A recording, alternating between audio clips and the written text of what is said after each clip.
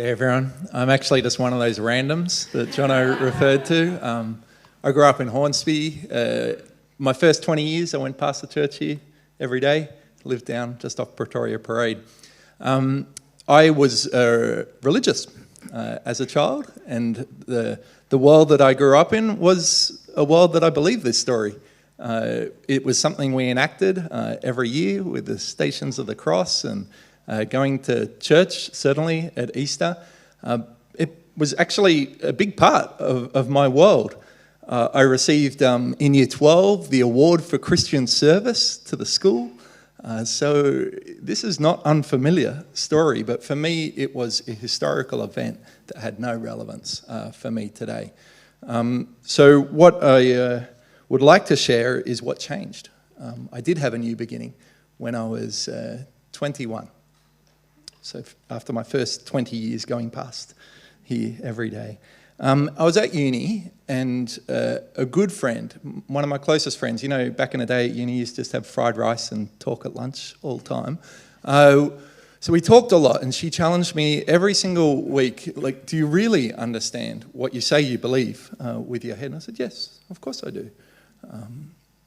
But for her, it seemed real. And for me, it was factual, this historical event that was actually, as I was getting older and older and making my own decisions, becoming less and less relevant for my life. But for her, it seemed to be becoming more and more relevant. So I was stirred by that. But for 3 years, I managed to turn down her invitation to church every week with a different excuse every single week. But I was curious, and eventually she wore me down, and I went to church with her, which was in a school hall.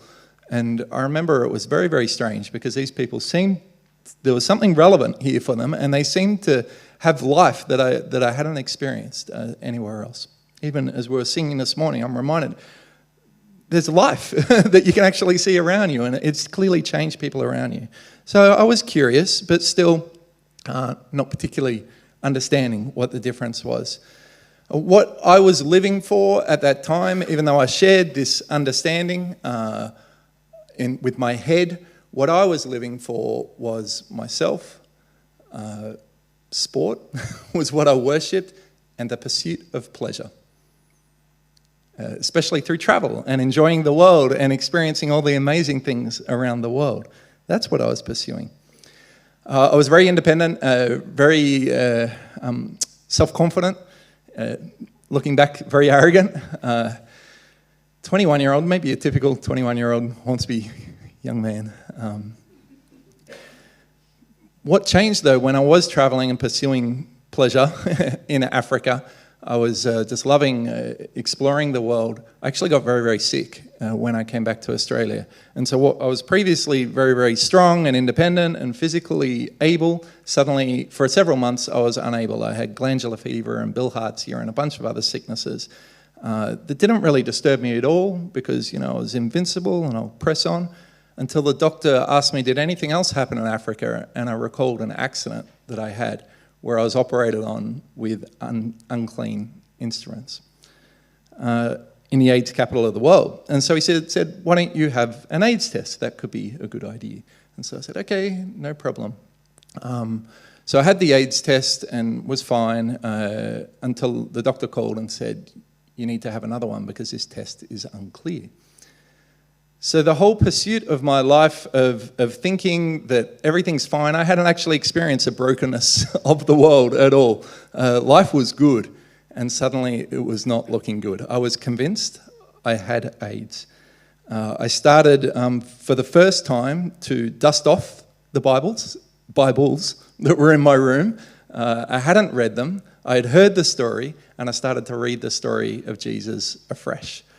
During that next week, as I was waiting for the result, which did come back clear that I do not have AIDS, but sitting with that uncertainty of what will happen when I die, suddenly I was having to run through my head because my whole life I had been operating on this scales metric, if you like. If I am good enough, then that will get me into heaven. So then I started to ask the question, am I good enough?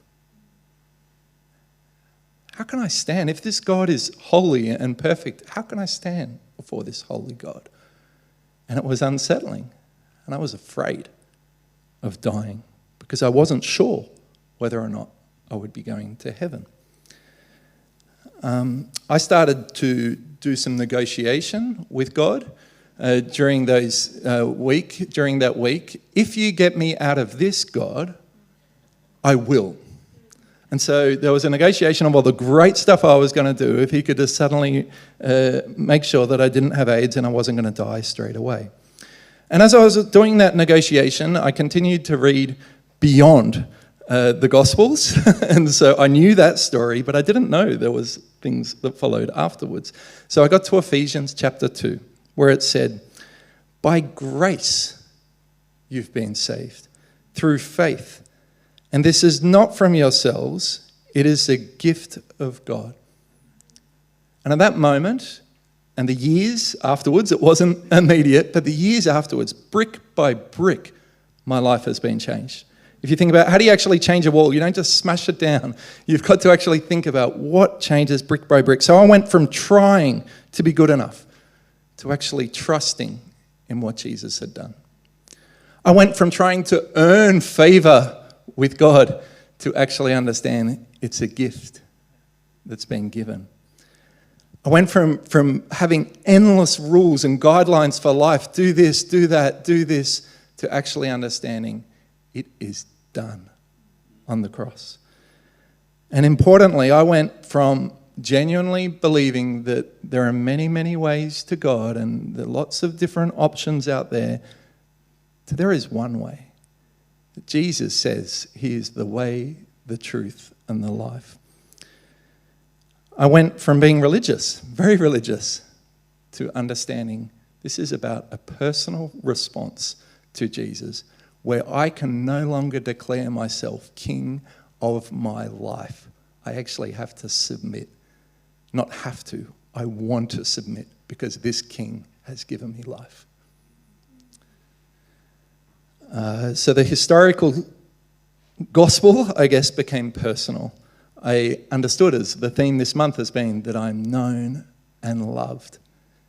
And this God is alive and not dead.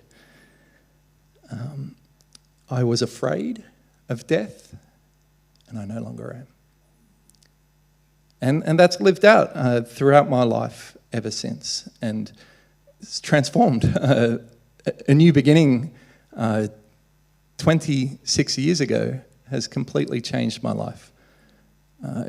Stepping into that story, understanding this is not a historical story that I look back on. This is actually a story I'm a part of today, and so are you.